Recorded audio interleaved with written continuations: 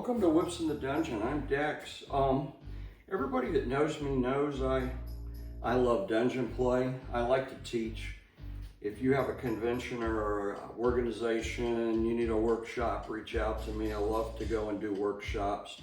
But what I really like to do is dungeon play. So if I go to a convention and I teach workshops, 2 or 3 workshops, I really do enjoy the dungeon play, and you'll see me in the dungeon. What I don't like, one of my kind of pet peeves, is to go to a convention and see someone teaching whip workshops and then you never see them playing in the dungeon. That just kind of rubs me the wrong way. So some of you might be interested in knowing, what is my normal loadout? What do I normally carry for whips in my dungeon bag when I go for a play party, a house party, when I go to a big con? What is Dex carrying when he walks in the dungeon? Well, I have 3 Singletails, a snake whip, 2 bullwhips. I'll warm up with a galley whip. Then I like to transition to a little heavier. I'll throw a cat o' nine. And then I'll move to my snake whip as the introductory whip for Singletail. I typically don't throw a signal in the dungeon unless I know I'm going to be at a house party and there just isn't room to accommodate a snake or a bullwhip. So this snake that I'm throwing is a Joe Strain snake. Strain was known for his bullwhips, but I actually liked his snake better than his bullwhip. His bullwhip got sold in a Thinning the Herd episode, and I've been throwing this snake since about 2006, and I love it. Okay, so I throw it every chance I get. So I throw a snake for about the length of a song. If it's a short play song, you're looking at 3 to 4 minutes. If it's a long play song, then you're talking about 7 to 9 minutes.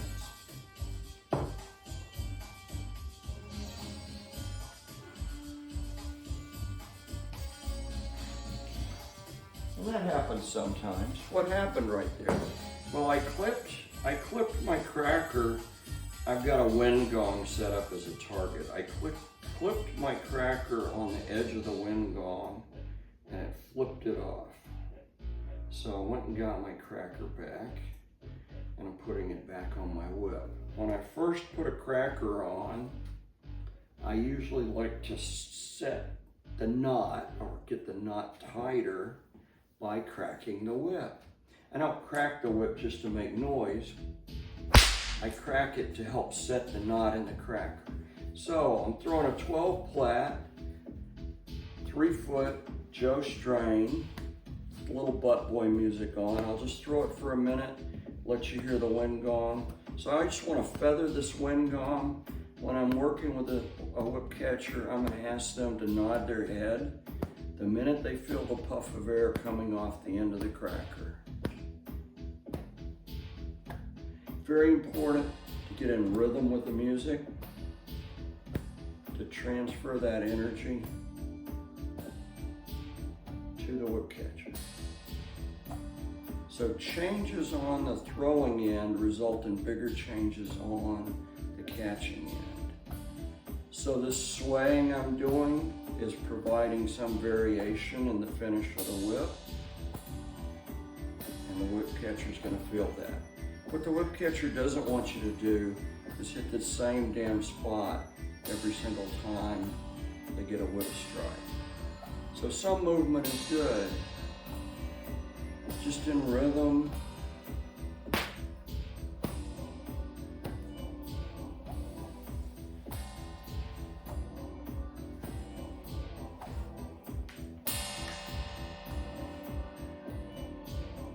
I'll throw for the length of a song.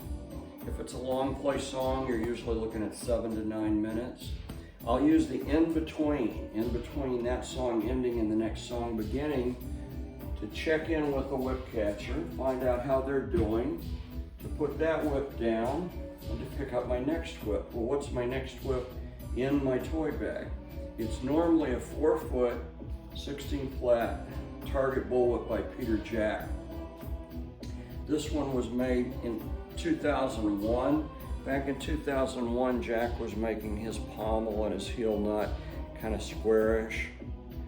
Okay, that's one way you know you have an early Jack whip. Jack later on, around 2006 or 7, started making his pommel very much rounder, a little bit smaller and rounder.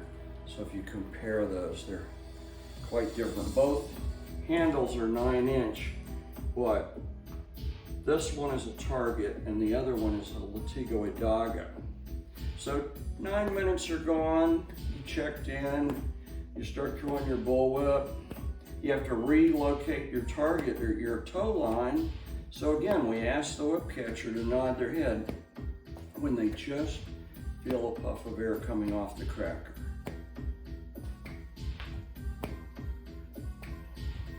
Inching in. Eventually, they're going to say they got it. You want to be able to feather. You want to be able to go from a control puff 1 to a control puff 2, to a control puff 3, to a control puff 4, to a control puff 5, 6, somewhere around a 7. That whip is going to naturally crack itself. Okay. You don't have to try to crack the whip.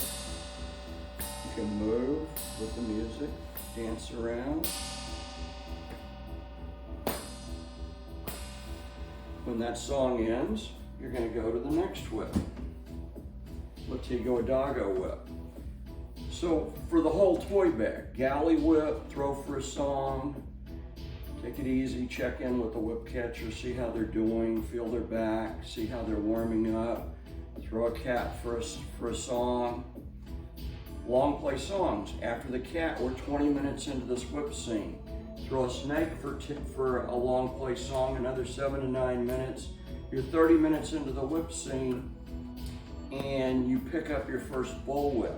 Okay, 30 minutes into the whip scene, your whip catcher's well warmed up and you picked up your target bullwhip. You throw it for 7 to 9 minutes.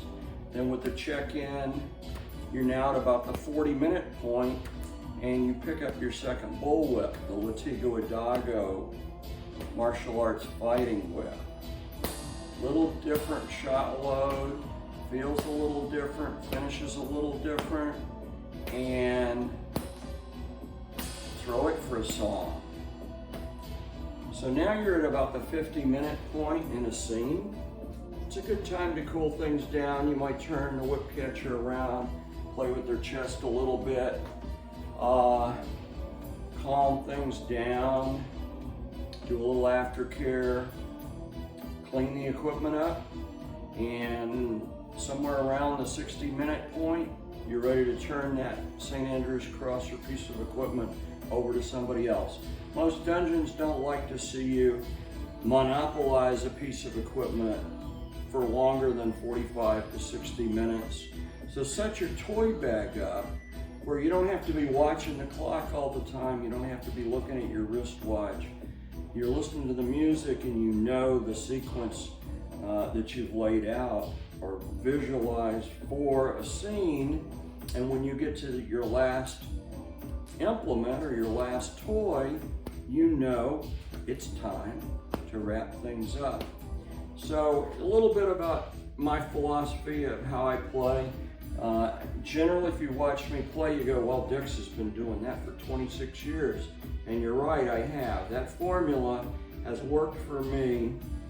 And people would say that's pickup. I do pickup play that way. Well, I do, but every time I play with someone, I truly hope that that's not the last time I play with them, that I have a chance to share time and space, and that I get to play again with them in the future. The event I go to in July, Weekend of Wickedness, most of the people I play with there, I've played with for many, many years, many, many whip scenes over a decade, and I have a wonderful time doing that. So don't think you're ever doing pickup play when you approach me and ask to get on my dance card. It's just the first dance. There are many, many more dances left. And this arm, as always, thanks for watching Whips in the Dungeon. If you haven't, subscribe, ring the bell, keep an eye out for future videos, and thanks for watching.